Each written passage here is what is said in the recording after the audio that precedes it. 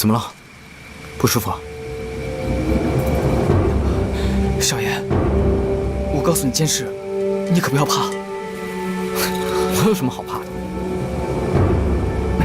那条蛇在你头上！啊！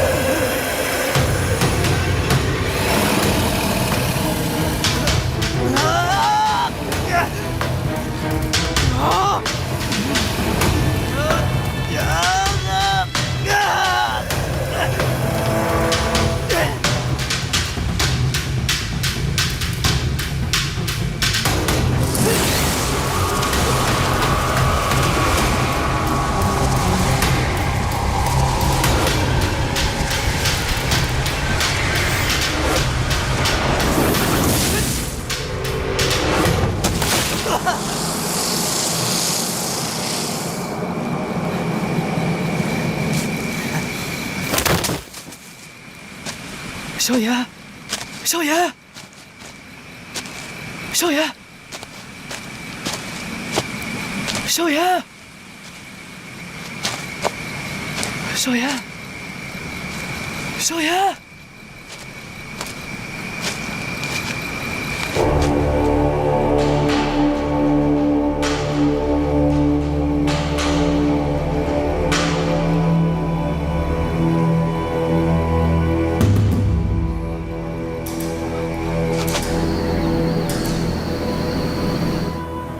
萧炎同学，现在几位长老都在，我再问你最后一遍，你确定你昨天晚上不是在做噩梦吗？我确定，一切呢，都是我亲眼所见。亲眼所见，萧炎，这可是非常严重的指控。叶迅同学和雷雄同学之前抓到你做贼。 这件事情我们还没有调查清楚，你可不要编造这个事件来进行打击报复。我的每一言每一语都是真的。萧炎，那你告诉我，离鸠崖在什么地方？没找到。你们还有什么怀疑的吗？实在有太多的疑点，大家可以想一想，魂殿的人有没有到斗气大陆上来？这都非常值得怀疑，更别说渗透到咱们学院了。萧炎，我问你，你口口声声说你看见魂殿的人了，那我想问，魂殿的人长什么样啊？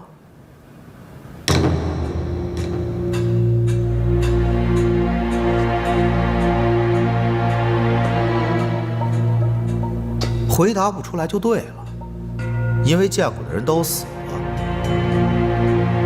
你现在说，你不仅见过他们，而且还从他手上逃出来，那你本事确实比我们大家都大。反正我是不信。我也不信。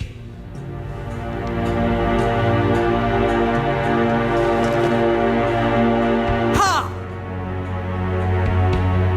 哼，这是哪一出啊？这孩子打的是血宗的手印，他没有说假话。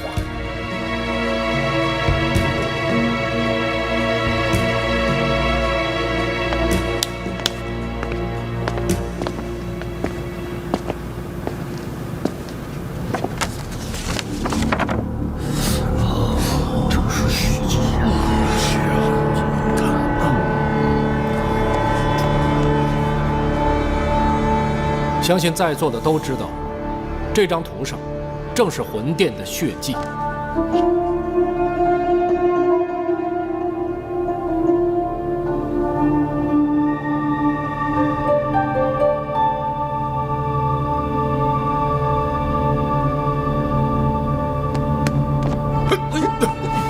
哎，你说这萧炎，他会不会？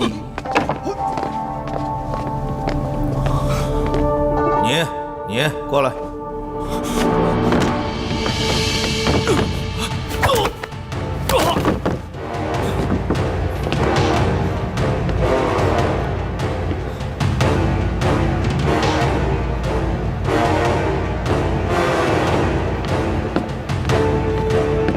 你抬着雷球，跟我走。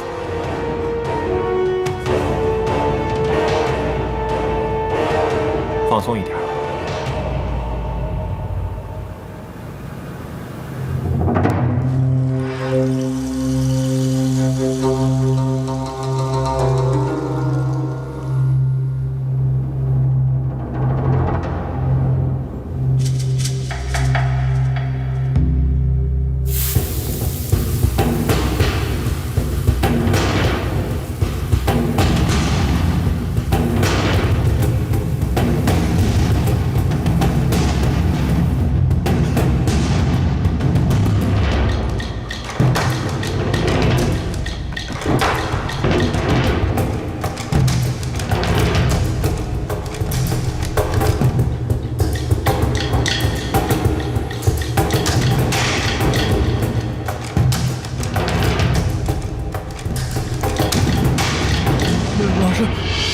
我知道错了，你饶了我们吧！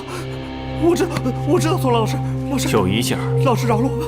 你不要害怕，老师，没事的，没事的，很快就好。老师，救救我们吧！老师，救救我们啊！没有什么好怀疑的，他们的血里面都渗透了魂殿的邪术。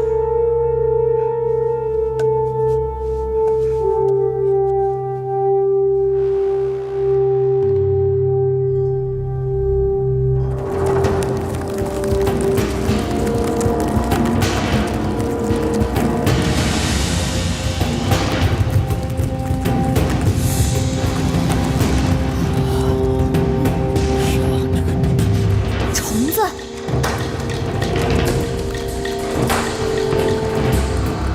这不是虫子，这是我。进入人体后，3日可入脑，人就会变成行尸走肉。母虫的根源在魂灭生的身上，到时候它就可以予取予夺，宿主就会变得生死不能自己，魂殿真的是阴毒啊！如何将这虫子驱出来呢？没有办法逼出来。斗气越高，虫子感应力就越好。除非自废斗气成为废人，虫子没有感应力，也许还能苟活一生。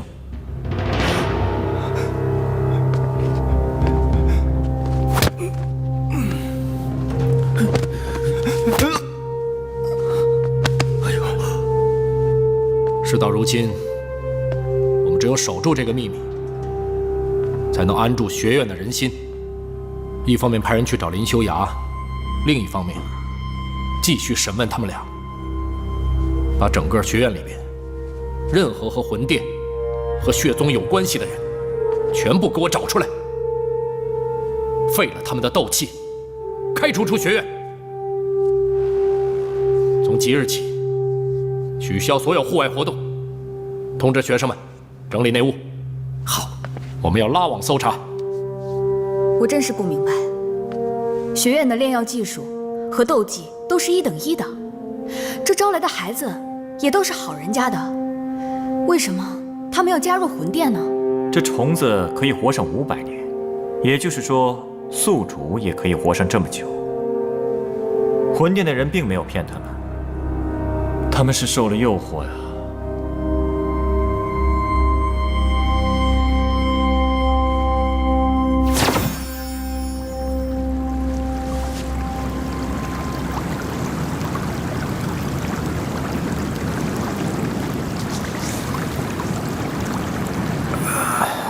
行了，有我古灵冷火拖着你，你没那么容易死。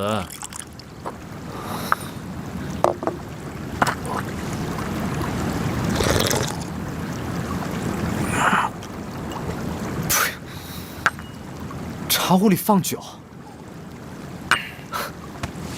哎，这玩意儿你是怎么得到的？那条蛇被我用古灵冷火烧死之后，就变成了这样。说来也奇怪，那蛇一点生命都没有，估计是幻化出来的。这可是魂殿的东西，而且还是一件传承有序的法器。这上面还有魂灭生的气息。那怎么办？赶紧毁了它！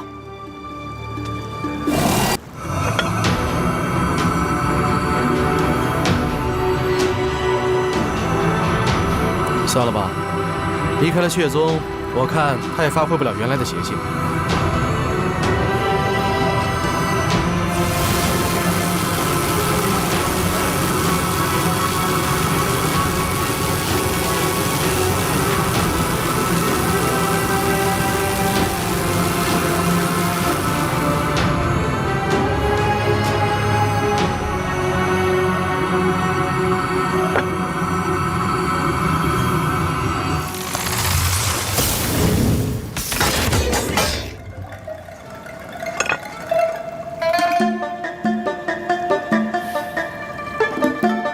学过兵器吗？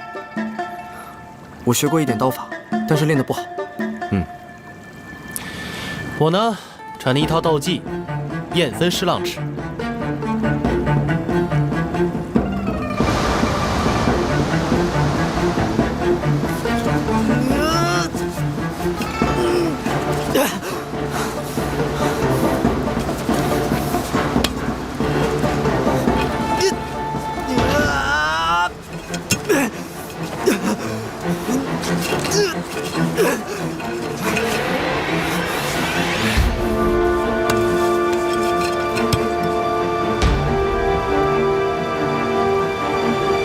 举这个东西是要用力气的嘛？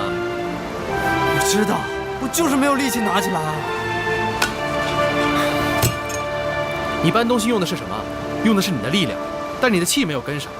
力是力，气是气，懂吗？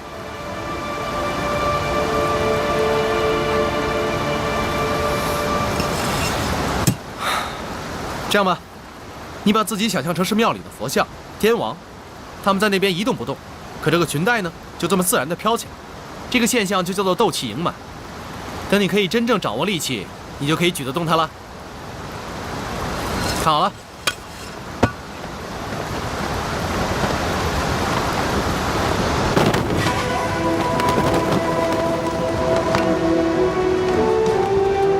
分狮浪尺第1式。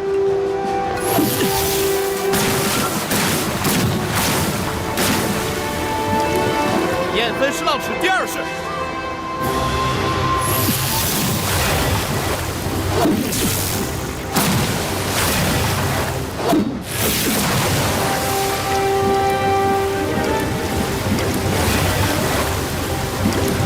燕分狮浪尺第3式。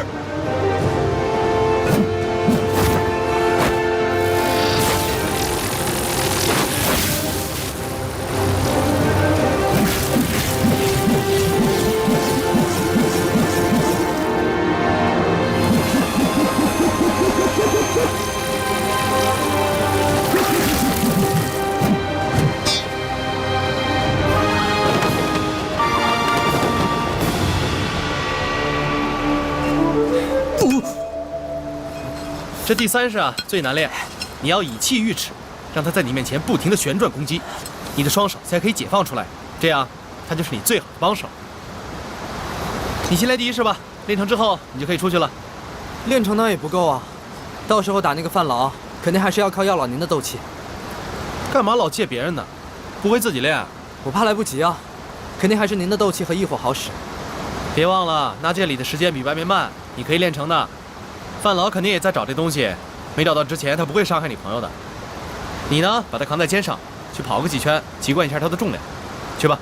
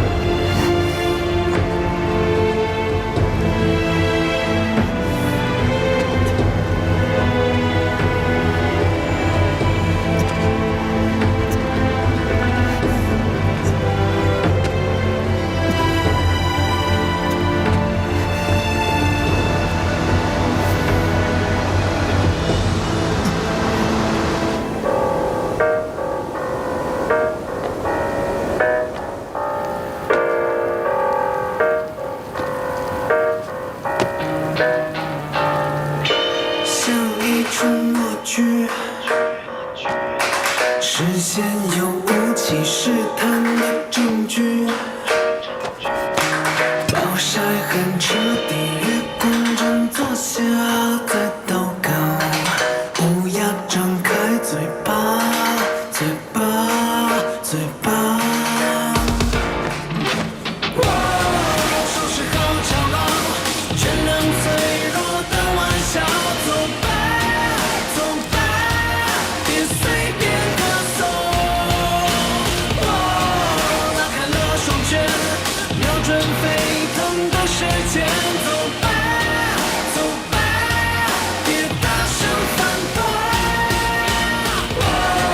收拾好长廊，全能脆弱的玩笑，走吧，走吧，别随便歌颂。拉开了双拳，瞄准沸腾的时间，走吧，走吧，别大声反驳。再让我寻留黑暗的自重，忠诚的困守，感觉到背后焦黑的眼洞，沦陷的图谋，像暴力印记，反转后重现过去，让真相从怀里远在。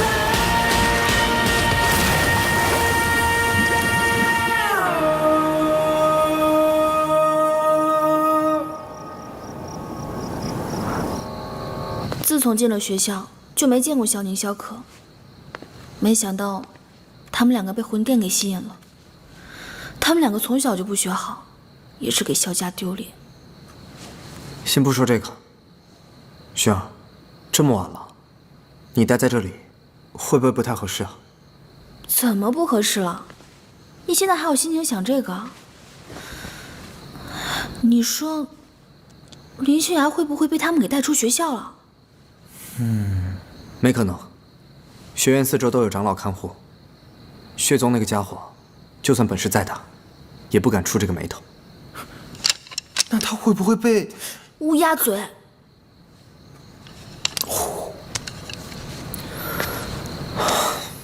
这么冒险的事情，我就不应该交上林秀雅。他爹娘死在魂殿手里，如果他再有什么意外，我原谅不了自己。什么呀？我还不原谅你呢！你们出去都不带我。就是不带我，觉得我不行，看不起我，怕我拖你们后腿是吧？嘿，你这不是明知故问吗？你，哎，不是，我不是那个意思。哎呀，我也是怕你们不安全嘛。你关禁闭那天，老生来把我们痛揍了一顿，把我们在黑角域抢走的能量符都拿走了。林秀雅跟我说，怕你知道会冲动。没事，我会再去找他们的。你看，又不带我们，要是什么都自己逞英雄的话，就不用我们这帮兄弟了。这兄弟嘛，还是有用的。哎，都说了不是那个意思。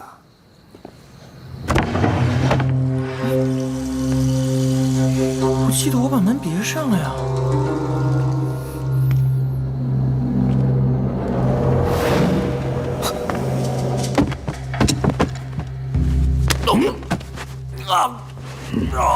我的玄正纸呢？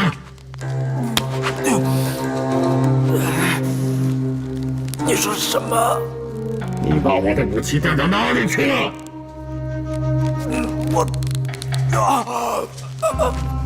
不在我这里。在哪里？在老师那里，我拿了，明天给你送过去。明天晚上到传法的森林来找我，拿着玄正尺交换你的朋友干儿花粥，你们都得死！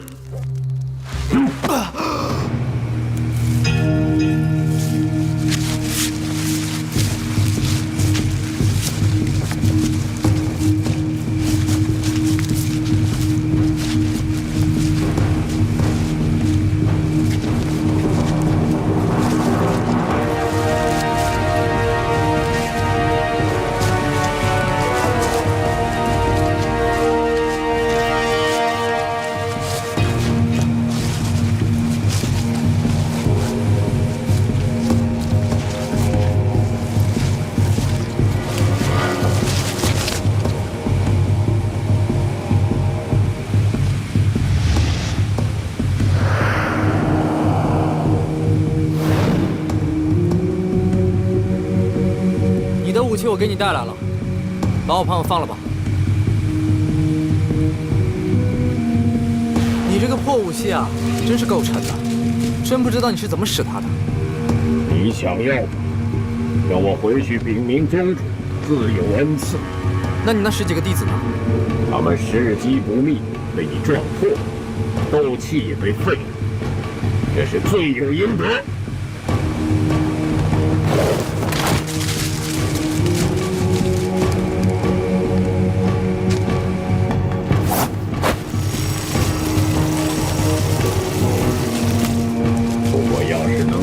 萧家子弟回去，倒是给宗主的一份好礼。我会去找他的，不用麻烦你。把我朋友放了吧，东西我都给你拖过来了。不跟我走，你就陪他一起死吧！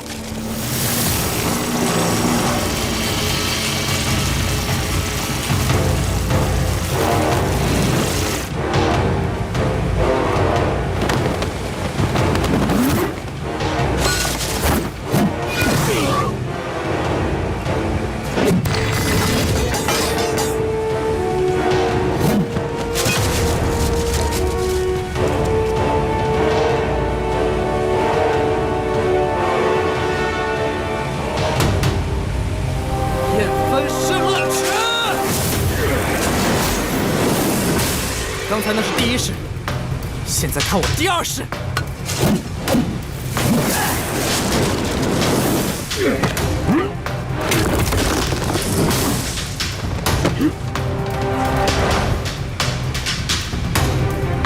不可能，这不可能！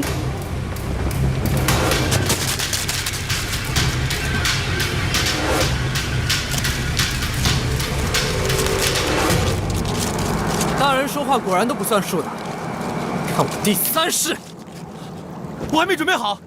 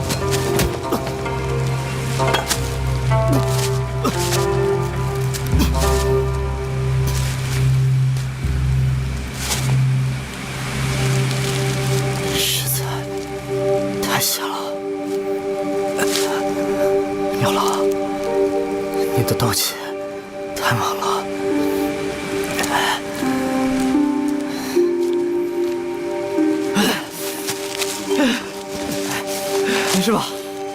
没有折腾你吧？你说呢？都被倒挂1天了，腿都麻了。你没事吧？要不要我背你？你的斗技为什么这么厉害？我都跟你说过了，我那个有时候灵，有时候不灵的，别问了。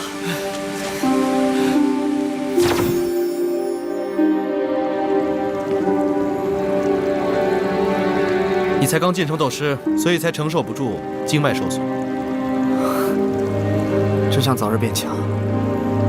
面对强敌，我再也不要这么被动了。别心急，小子，我先帮你疗伤，等你恢复了，马上修炼叶分十浪尺第2式。安息坐下。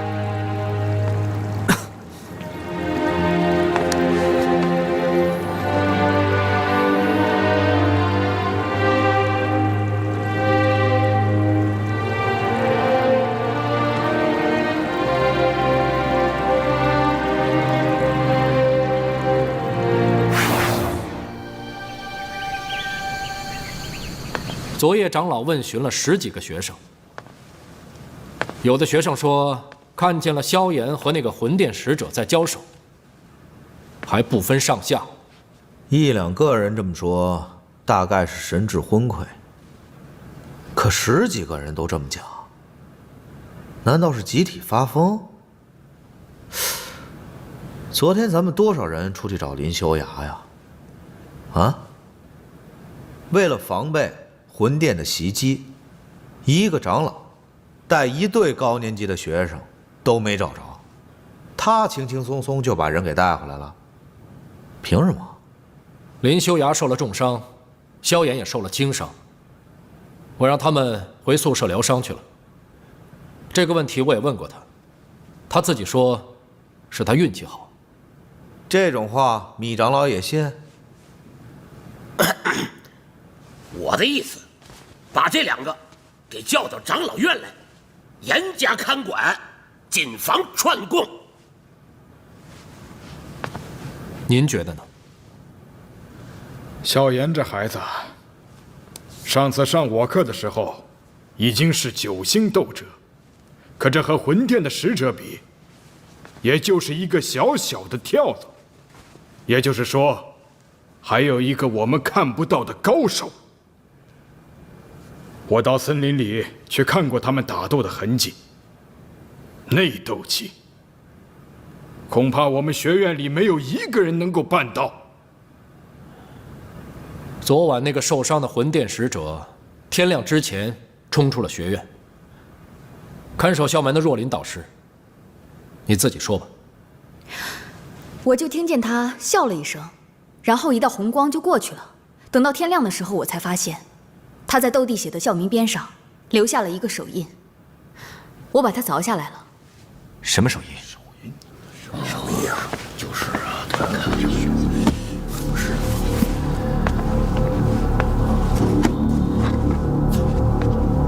啊！这一绝这个是啊，这是看着这是怎么想的？对，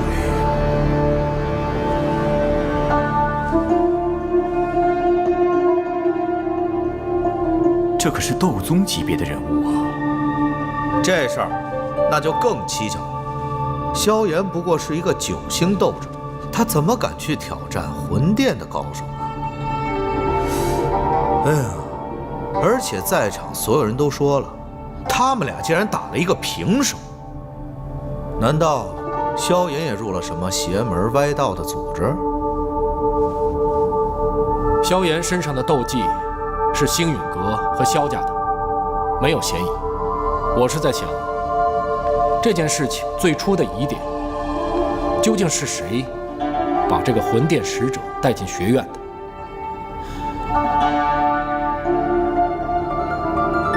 除了雷雄供出来10几个学生以外，究竟还有谁？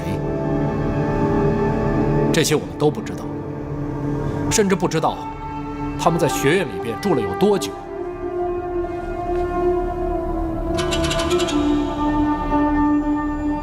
黑暗将至，天下从此多事了。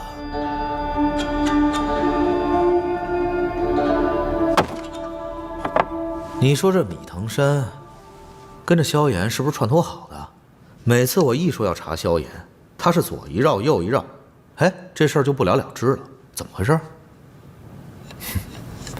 魂殿的使者混进学院的事情是查不得的。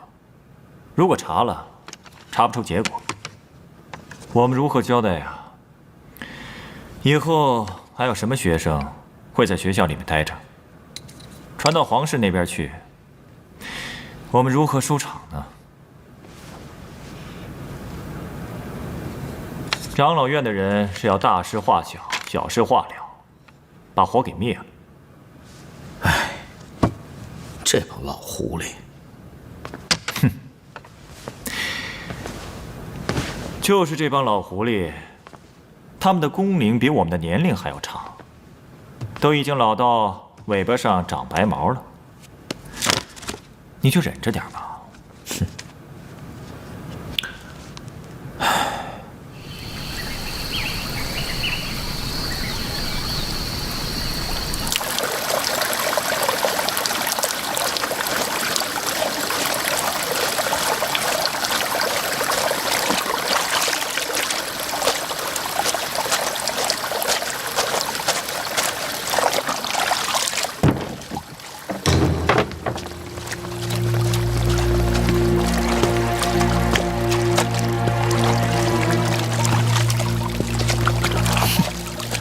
萧炎兄弟，洗衣服呢？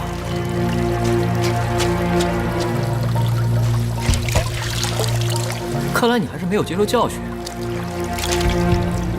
什么意思啊？哪儿麻烦你去哪儿，你叫我怎么说你啊？这儿可不是黑角域啊，你那些小伙伴也不在，今儿你算是折在这儿了。这学院里啊，是不允许私斗的。私斗？哎呀，前2天我们就在这儿，把你那3个小伙伴林修崖、昊天、虎家踢得跟球似的满地滚。他们在黑角域分的赃物也乖乖上交了。知道他们为什么不敢去说吗？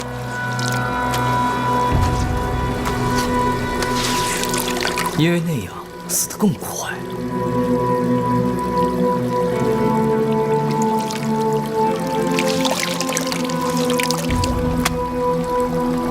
所以你的意思是，也要我把全部赃物都上交吗？哎，说对了。而且我不管你是从别人那儿抢也好，管家里人要也好，每个月给师哥们奉献1万张能量符。这个要求不高吧？不高。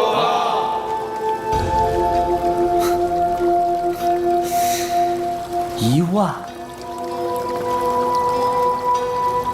我还真没有那么多。要不这样，你借我点。我看你还真是欠打了。来，今天不打服他，我们也别混了。好啊！哎，你们也来！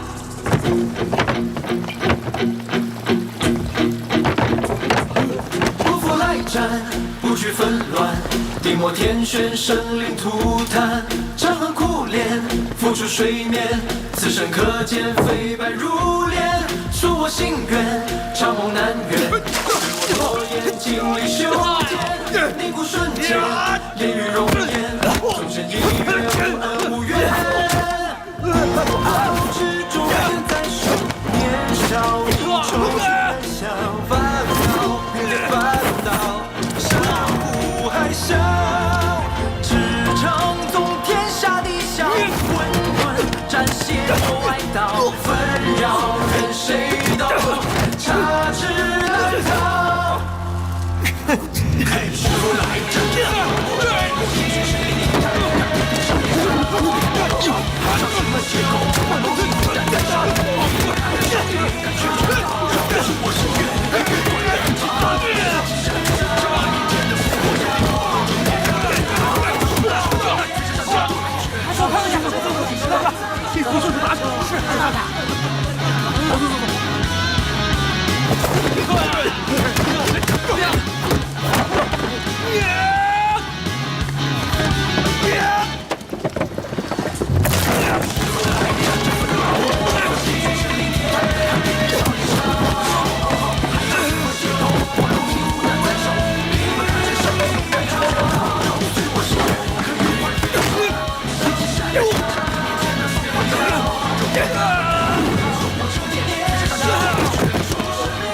师哥，咱没那么熟，别行这么大的礼。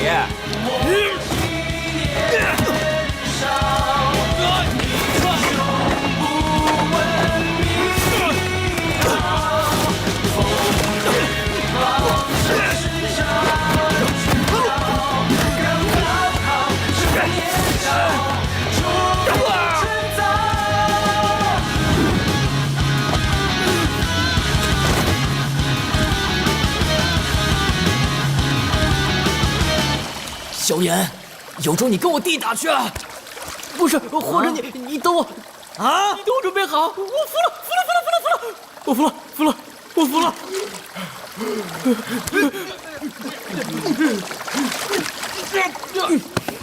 还想反抗？抓住他！都给我听好了！今天打你们，是为了让你们记住，我们新生不是用来给你们老生欺负的。就是。你们要是想报复，可以。这屋子的人，你们只要动一个，我们就一块来找你们。听到没有？听到了。说什么？听到了就走。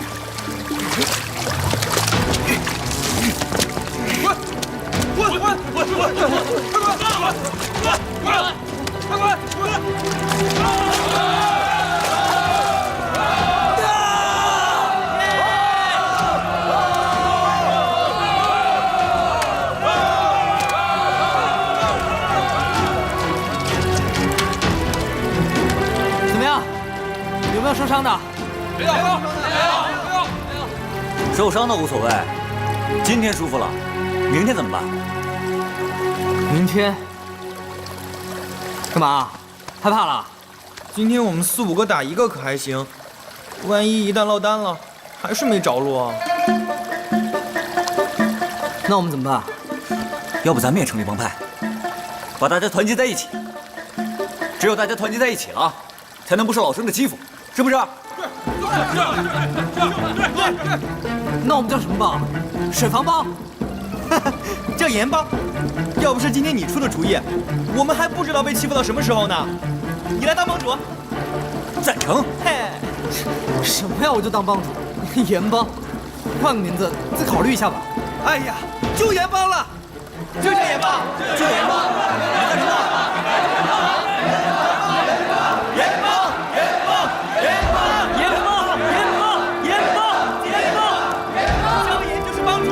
我们团结在一起，再也不要受欺负。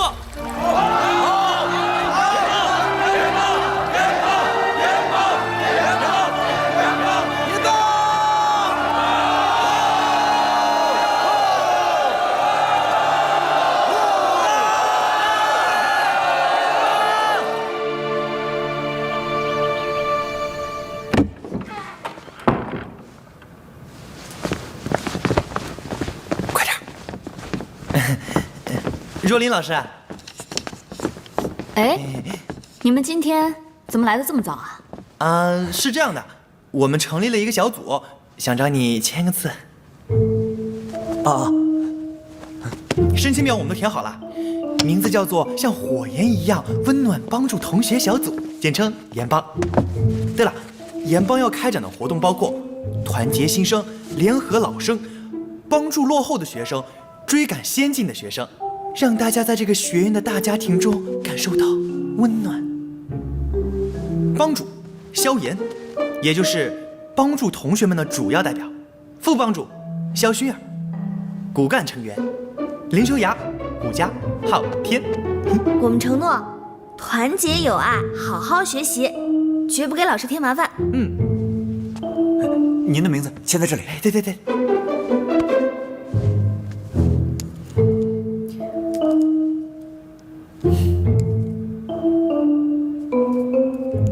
萧炎，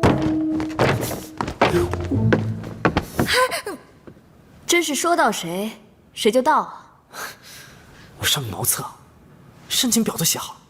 水房的事儿，我昨天晚上都听说了。那个叫白城的同学，在我的窗户底下哭了足足2个时辰，吵得我一整夜都没有睡好觉。若琳导师，事情呢是这样子的，白城他昨天想家了。他呀从小到大都是他爹娘帮他洗澡，他现在一个人出来上学，他不习惯，所以他每次到了水房，到了澡堂，他一看到水，他就难过，他就想哭。不过你放心，我们几个呢昨天已经好好的安慰过他了。对，学院禁止学生私下斗殴。新生入学期间，学院对成立兴趣小组管得特别严。这事儿啊，我不能随便答应你们。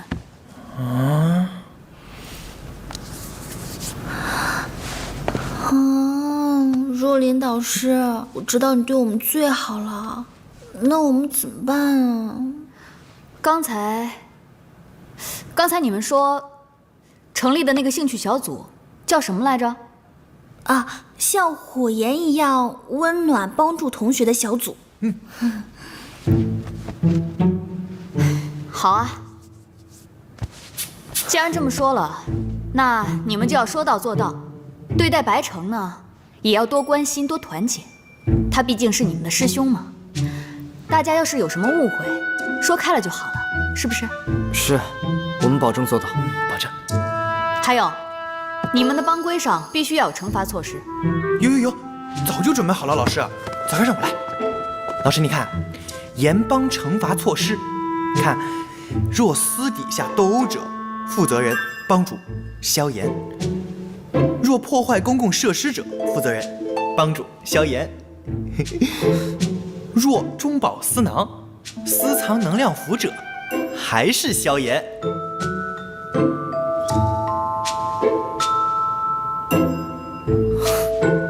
怪不得你们写完不给我看。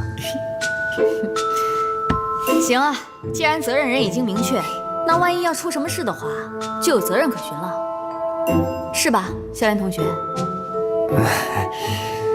是，对，有章可循。签这儿。那么按照学院的规定呢，学院都会给新生提供一间活动用房。放学之后呢，你们到长老院找我领钥匙。好。太好了，我们有自己的训练场了，我们平时就可以在那练功了。对，是啊，只要有了屋子，我们就好好装饰一番。钱不是问题。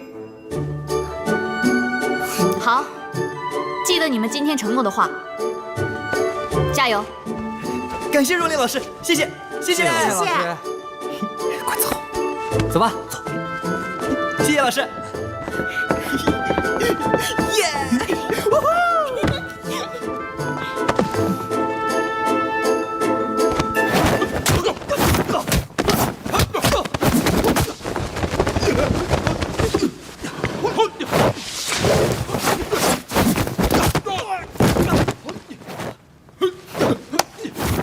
哎，我说老二，又长进了，还行吧，反正没你那么丢人。我怎么丢人了？不是老二，说话能不能给你哥留点面子啊？黑角域被那帮小子算计了，不止我一个。再说，我在水房那儿被他们摁着打，你不管，丢的谁的人？哎，咱们家可就你这么一个高手啊，你就能看着哥哥我这么受欺负不伸手？哎，你好意思吗？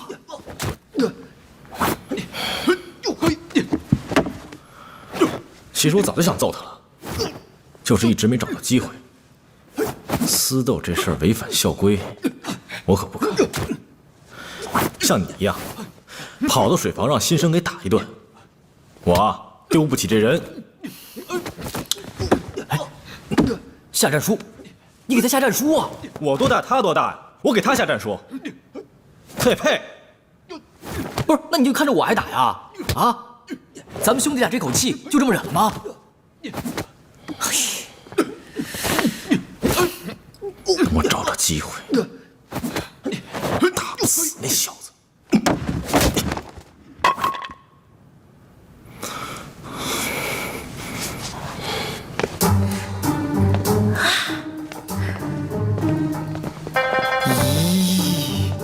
你不是说凑钱不是问题吗？我当时不是一激动吗？傻样！哎，你说谁傻？你。哎呦，装修这个地方可得花不少能量符啊。我跟你们说，这里可以隔出好几个房间，然后呢，我们可以在这里修一个炼药室，那边呢累的人可以休息。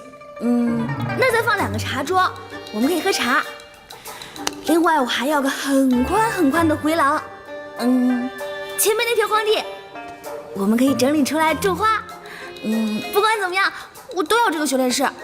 好，那我们就要这个修炼室了。只是这个能量符，我们再想办法好了。哎，不过说好了，我们盐帮千万不可以像老生一样去抢别人的。我想到了，我在跳蚤市场的时候呢，看到好多人卖那个高阶聚气散，我在家里学过这个，我们可以做，然后出去卖。是啊，我们可以炼药赚钱。哎，对了，我们赶紧把大伙儿聚起来，今天就是我们盐帮成立的纪念日了。好。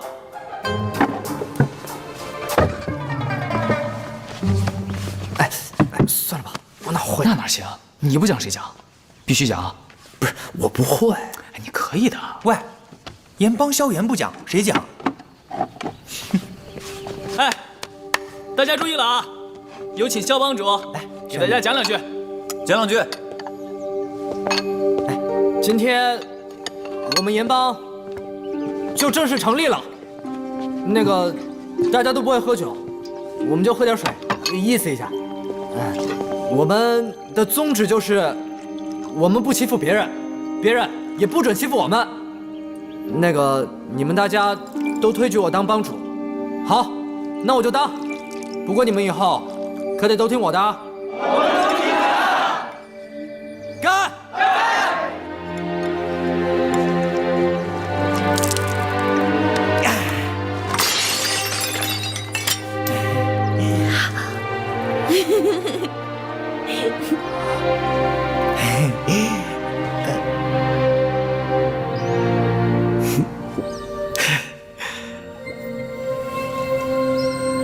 画本里面结盟不是都要摔碗的吗？你们不摔啊？哎，看到晚上怎么吃饭。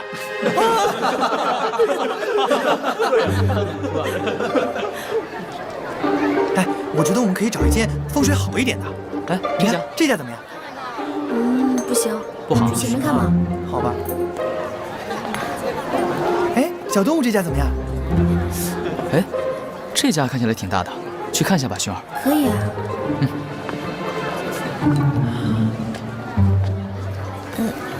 师兄。我们找您商量个事儿吧。没问题，说吧。啊，我叫肖薰儿，我们都是盐帮的。看您这铺面大，您租我们一半呗。盐帮的，你们谁是萧炎啊？听说他在水房把老生们都打了一顿。我们都不是萧炎，萧炎正在炼药，没空来。萧炎还会炼制丹药？你们要租铺面可以，能量符都带够了吗？什么价位啊？还得请师兄明示。对，看在你们是新生的面子上，给你们优惠一下，一天6万。多少？疯了吧？哎，师兄，6万也太贵了吧？你们谁说了算呢？师兄，等一下，过来。6万太贵了，怎么办？你们没有人会还价吗？都不会还价？不会。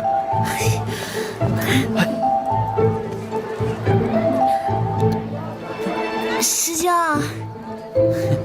一天6万确实不少，要不我们先站一个脚，然后把定金先交上，你看这样行吗？可以啊，先交2万吧。1万呗。走，别妨碍我做生意。不做了。你这个地方虽然大，但位置不太好，还这么贵，还不做了，走。就是，走，我在炼药师要宝藏，找魂灭生要去。云宗主，魂灭生让我给你们5族带来一句话。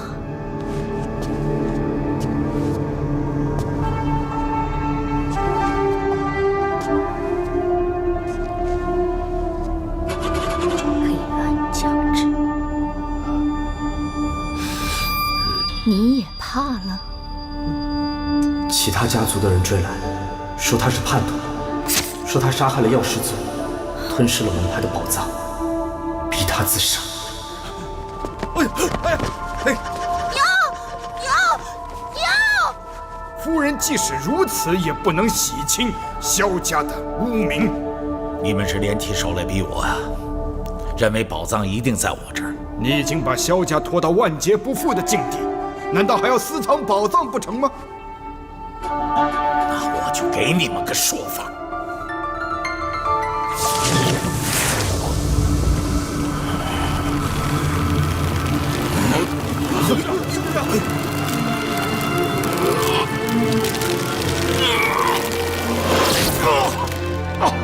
父亲自废斗气，萧家从此没落。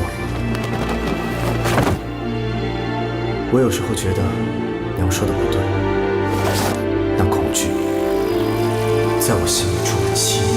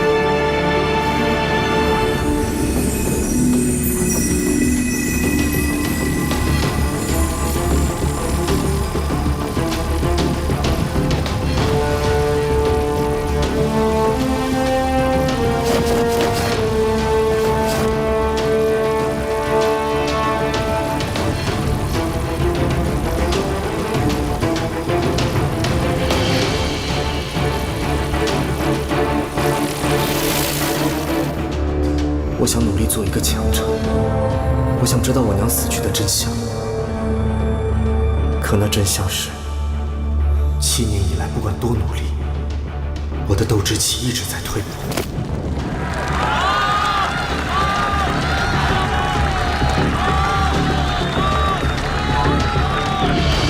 萧炎上场。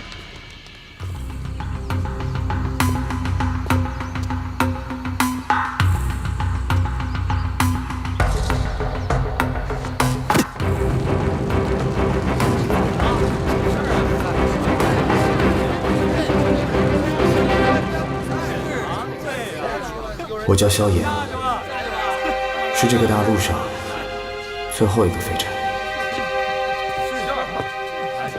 算了，回去吧。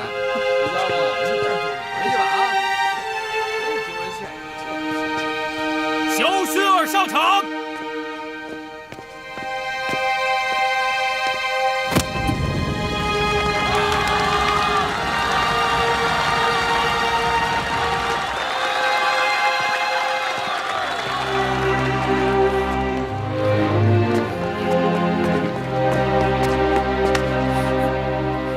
萧炎哥哥，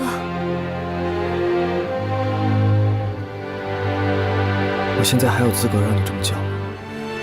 萧炎哥哥，你曾经对薰儿说过，要能放下，才能拿起，提放自如，便是自在人。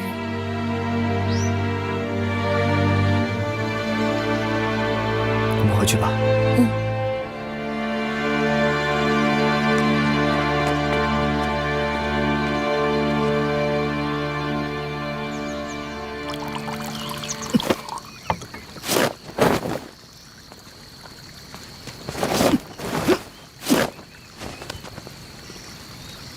萧炎哥哥，喝水。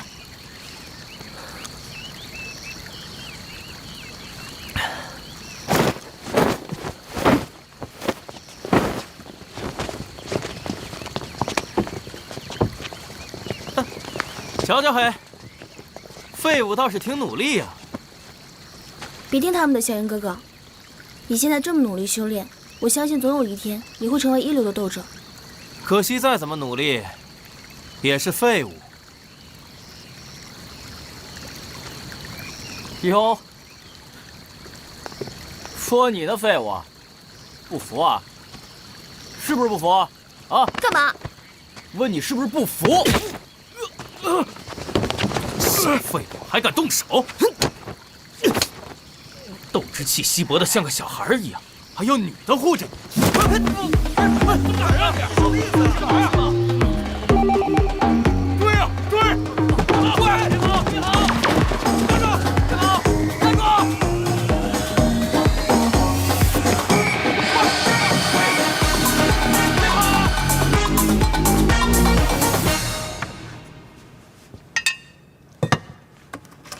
老爷，纸箱白片5钱。啊，好。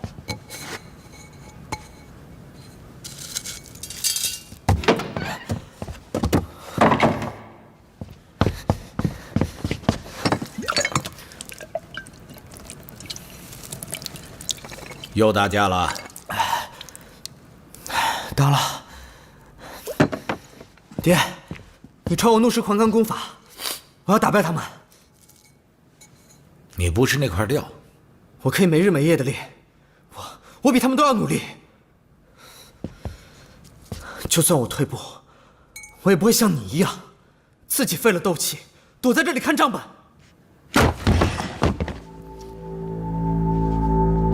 尺子。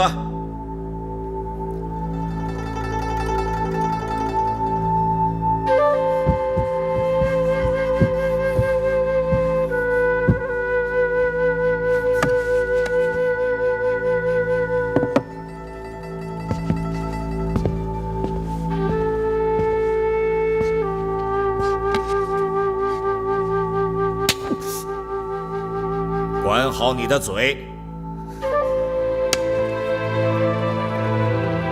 自己打。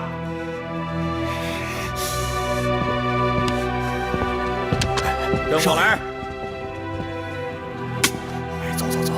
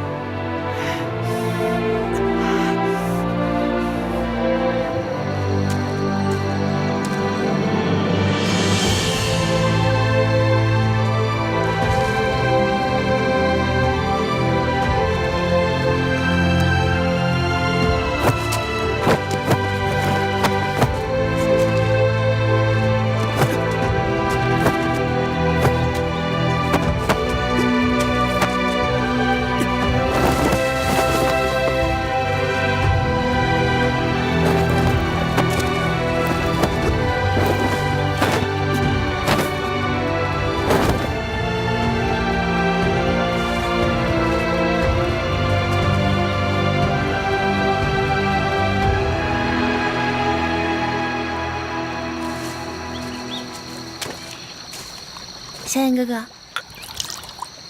谢谢。少爷，少爷，老爷让你回去一趟。哦，好。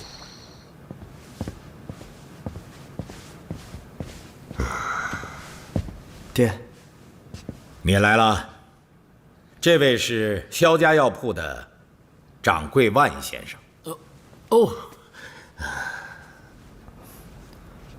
爹，您找我什么事儿？以后斗之气就不要练了，跟着万先生到药铺去当学徒啊，拜他为师，打理药铺的生意好了。爹，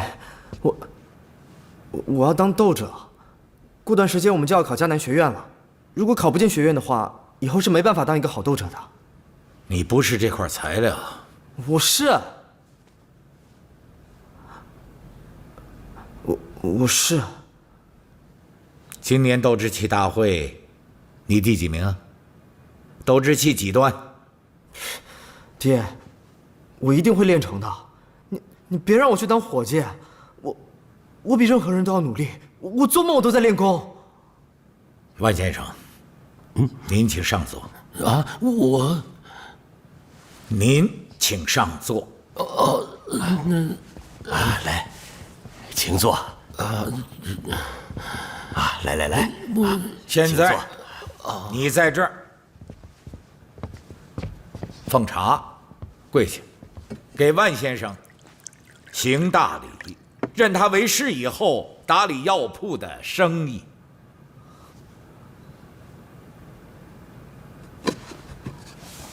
爹，我不当伙计，我要当斗者。我今年练不成，我就练10年；我10年练不成，我就练20年；20年练不成，我就是练到死，我也要当斗者。爹，我求您了，你别让我当伙计，你别让我去当一个伙计啊！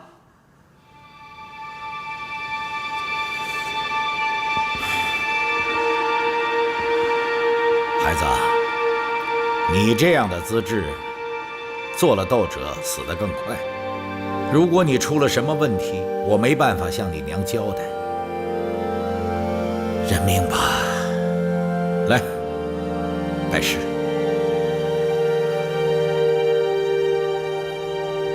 不，我不。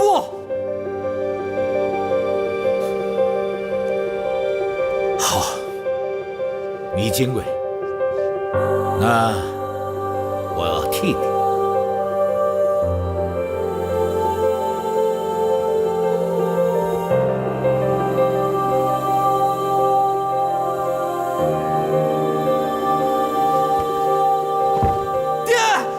老组长，你坐下。按规矩，我儿子缺乏管教，让先生见笑了。请饮下这杯茶。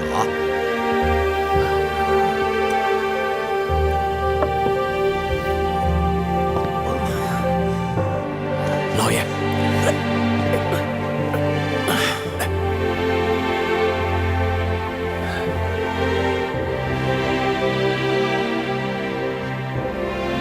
带他回去，斗技馆不许他去。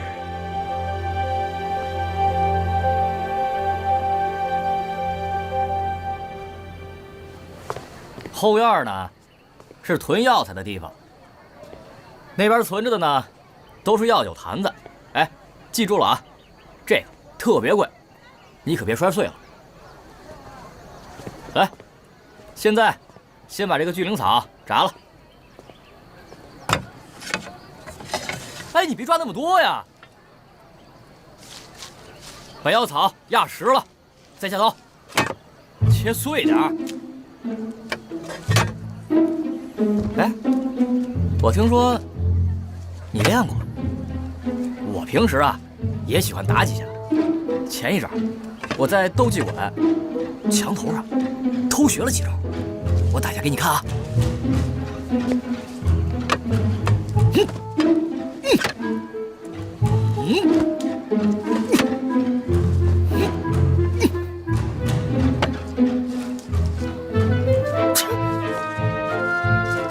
不行了，跑到药铺来当伙计。就你这样的，练到80也没用啊！